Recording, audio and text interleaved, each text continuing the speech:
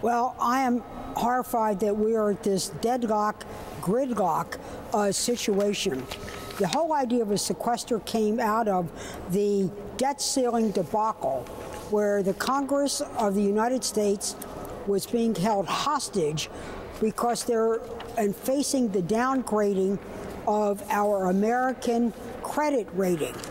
The sequester was an idea on how we could come up with reducing our debt and deficit, get everyone to the table where we could have a mix of revenue, a review of mandatory spending, and cutting strategically to reduce our debt by $1 trillion. To get everybody to the table, they said, well, let's have triggers. That came from the Republicans, which was on a date certain, if we didn't solve the problem of $86 billion a year for 10 years, that defense would be cut by $45 billion and domestic spending. Well, here we are, politics of delay, brinkmanship, and by the way, I'm in an empty Capitol. I'm at my duty station. I want to know where is everybody so we can be working.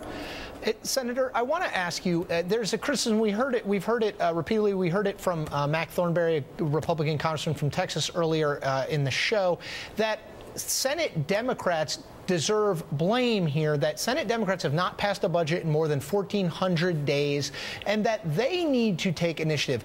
Your response to that? First of all, the congressman is wrong. What we did was pass the Budget Control Act immediately after the debt ceiling debacle, in which what the budget does is advise we on the Appropriations Committee.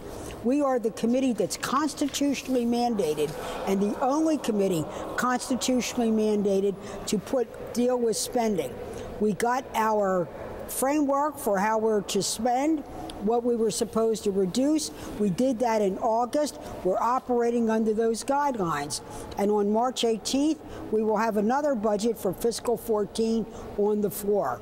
So it's not what did we do and not do. It's what we're not doing on both sides of the dome and both sides of the aisle. Today, we've got to come up with $86 billion and reducing our debt.